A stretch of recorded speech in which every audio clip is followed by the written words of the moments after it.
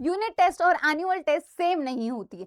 आज की अगर स्ट्रेटेजी समझ गए तो आप यूनिट टेस्ट में और एनुअल टेस्ट में रॉक करने वाले हो। तो हेलो मेरे क्यूट लिटिल पोटैटोज, मैं तुम्हारी प्रणीता मैम स्वागत करती हूँ हमारे प्यारे से चैनल पे अनअकैडमी महाराष्ट्र क्लास 9 9 10। आज की जो स्ट्रेटेजी होने वाली है ये फोकस रहेगी हमारी यूनिट टेस्ट को, क्योंकि ऐसे ही बहुत सारे यूनिट टेस्ट देख के ही हमें क्या करना है, रॉक करना है हमारी एनुअल टेस्ट में। तो let's start with the unit test preparation. जितना भी तुम टॉपिक, जितने भी तुम्हारे क्लास में टॉपिक आने वाले हैं वो 2 दिन पहले नहीं पढ़ने हैं, वो 2 वीक पहले पढ़ने हैं बच्चा। ठीक है, क्यों ऐसे पढ़ना है? क्योंकि तुम अगर टाइम पे पढ़ोगे तो सारी चीजें भूल जाओगे। ठीक है, इसीलिए 2 वीक्स पहले पढ़ना है।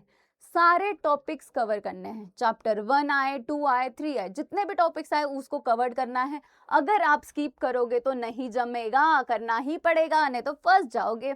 फिर अगर मैं बात करती हूँ प्रैक्टिस की, ठीक है, अब मैम हमारे पास तो लास्ट ईयर के प्रैक्टिस यूनिट टेस्ट के पेपर है ही नहीं, तो वो कहाँ से करेंगे? वो इसी चैनल से करोगे, क्योंकि लाइव सेशन में जाके देख लेना, वहाँ पे बहुत सारे यूनिट टेस्ट है। और इस मंडे को मैं ला रही हूँ तुम्हारे लिए पेपर लीक वाला सेशन, तो वहां पे आ जाना। ठीक है, उसके बाद अगर हम बात करते हैं आंसर जो है वो प्रॉपर फॉर्मेट में आंसर लिखना है, पॉइंट वाइज लिखना है। अब ये पॉइंट वाइज क्या होता है मैम? पॉइंट वाइज क्या होता है? क्यूटीज, कोई भी आंसर जब लिखते हो ना, उसके अगर पॉइंट वाइज लिखोगे तो तुम्हें ज्यादा मार्क्स मिलेंगे। ठीक है, जितने मार्क्स दिए हैं उतने मिलेंगे, नहीं तो तुम्हारे मार्क्स कट जाएंगे। तो ये जो टॉपिक पॉइंट वाइज कैसे लिखते हैं वो मेरे सारे मैंने यूनिट टेस्ट में बता दिए। हमारे लाइव सेशन में जाना और वहां पे आप पूरे पीवाईक्यूज वाला सेशन देखना। ऑल इंपॉर्टेंट क्वेश्चन वाले सेशन में मैं पॉइंट वाइज कैसे आंसर लिखते हैं वो मैंने बताया है। ठीक है, अगर मैं डायग्राम की बात करूंगी, बायोलॉजी साइंस 2 की मैं अगर बात करती हूँ तो बच्चा डायग्राम्स बहुत ज्यादा इंपॉर्टेंट है। ठीक है, डायग्राम्स में अब वो लोगों को ये नहीं चाहिए कि तुम अच्छे से डायग्राम क्लीन नीट निकालने चाहिए, नहीं, बट डायग्राम्स को लेबलिंग इंपॉर्टेंट है, तो लेबलिंग अच्छे से कर लेना।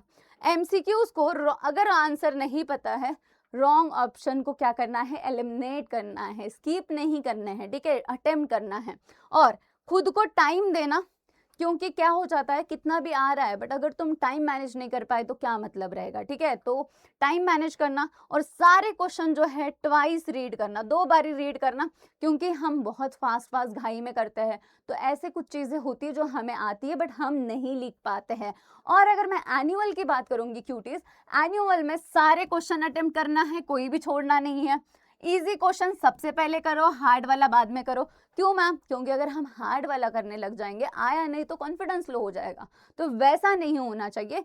इजी वाले जल्दी कर लो, हार्ड वाले थोड़ा बाद में लेटर करना। ठीक है, 15 मिनट्स पूरा पेपर रिव्यू करना है। ऐसा नहीं है कि पेपर टाइम हो गया और तुम लिखते जा रहे हो लिखते जा रहे हो, 5 मिनट सर बोलोगे, नहीं, वैसा बिल्कुल नहीं करना है। पूरा पेपर जब हो जाता है उसको रिव्यू करना पड़ेगा, तो इसीलिए 10 मिनट्स रिमेनिंग लेफ्ट, जितने भी लास्ट के 10 मिनट में वो रखने हैं तुम्हें कि पूरा पेपर देख सको कि कैसे लिखा है तुमने पेपर। ठीक है, और नीट हैंड राइटिंग। अब बहुत सारे क्वेश्चंस होते हैं मुझे कि मैम ये हैंडराइटिंग का मार्क से कुछ ये है क्या? देखो, सिंपल है कि अगर तुम्हारी हैंडराइटिंग जो भी एग्जाम चेक कर रहे हैं उनको नहीं समझेगी, ठीक है, अगर मैं टीचर हूं और अगर तुम्हारी हैंडराइटिंग मुझे नहीं समझी तो मैं कैसे तुम्हें मार्क दूं? ठीक है, तो इसीलिए समझ में आए ऐसे तो लिखो बच्चा। ठीक है, और use pencil for the diagrams, pen for the answer. ये भी बहुत बड़ा सवाल होता है कि मैम पेन यूज करें, पेंसिल यूज करें, तो डायग्राम्स के लिए तुम्हें यूज करनी है पेंसिल और आंसर के लिए करनी है पेन। ठीक है, ये जो कुछ पॉइंट्स है ये तुम्हारी यूनिट टेस्ट में भी फॉलो कर सकते हो। ठीक है, उसके बाद हेडिंग, सब हेडिंग, और ऐसे ही बनता है स्ट्रक्चर और ऐसे ही मिलते हैं मार्क्स। ठीक है, हेडिंग देनी है, सब हेडिंग देनी है और प्रॉपर स्ट्रक्चर में लिखना है, तो जाके तुम्हें मार्क मिलेंगे। Carry extra pen, pencil and geometry box, ये इंपॉर्टेंट है। ठीक है, लास्ट में इधर उधर से नहीं मांगनी है। Rich exam 30 minute early. तो ये सारी चीजें हुई एनुअल टेस्ट के लिए। यूनिट टेस्ट के लिए हमें इतनी चीजें फॉलो करनी है, एनुअल के इतनी चीजें फॉलो करनी है। अगर यूनिट टेस्ट में इतना, ये जितनी भी बोली है मैंने, यूनिट टेस्ट में अगर तुम फॉलो कर लोगे तो देखना तुम्हारा स्कोर कोई नहीं रोकेगा। ठीक है क्यूटीज, चलो, थैंक यू फॉर वॉचिंग मेरे क्यूट लिटिल पोटैटोज। ऐसे और वीडियो के लिए लाइक शेयर करना भूलना नहीं है, और आपको नेक्स्ट वीडियो कैसा चाहिए कमेंट करके बता देना। Bye bye.